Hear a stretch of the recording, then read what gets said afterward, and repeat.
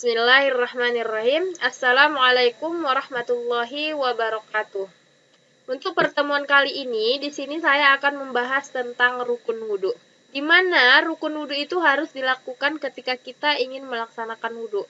Karena tanpa rukun wudhu, wudhunya seseorang itu tidak akan sah. Nah, adapun rukun wudhu itu ada 6. Yang pertama yaitu niat. Yang kedua membasuh wajah, yang ketiga membasuh kedua tangan hingga 2 siku, yang keempat mengusap sebagian kepala, dan yang kelima membasuh kedua kaki hingga mata kaki, dan yang keenam adalah tertib. Nah, rukun wudhu yang pertama yaitu adalah niat. Niat itu bertujuan sesuatu yang bersamaan dengan pekerjaannya dan tepatnya itu di dalam hati. Sedangkan melafazkan niat wudhu itu adalah sunnah. Nah, kapan jatuh niat seseorang itu dalam wudhu?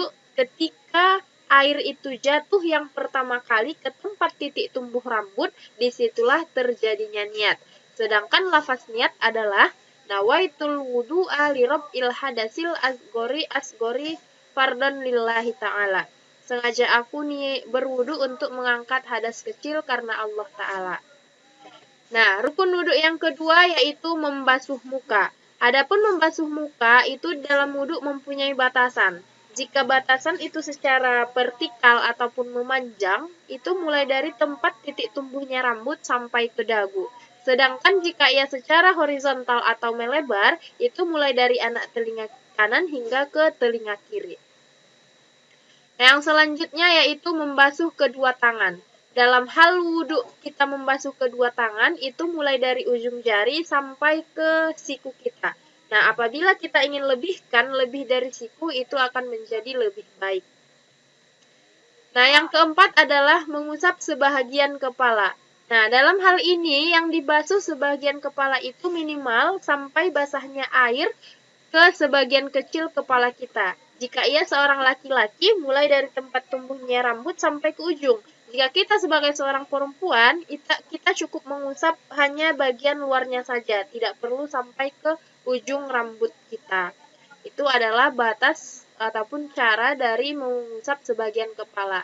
Dan mengusapnya itu cukup kita basahi tangan kita, kemudian kita sapuh bagian kepala kita. Nah, yang kelima rukun wudhu itu adalah membasuh kedua kaki. Batasnya mulai dari ujung jari sampai ke siku kita. Nah, jadi jika tidak sampai siku, nanti wudhunya itu tidak akan sah. Karena batasnya itu sampai ke siku. Ataupun kedua mata kaki kita itu menaik ke betis, ya. Maaf, saya ulangi kembali. Membasuh kedua kaki batasnya yaitu dari jari kaki hingga kedua mata kaki kita. Lebih sedikit juga tidak apa-apa. Nah, adapun rukun wudhu yang selanjutnya yaitu tertib. Tertib itu apa?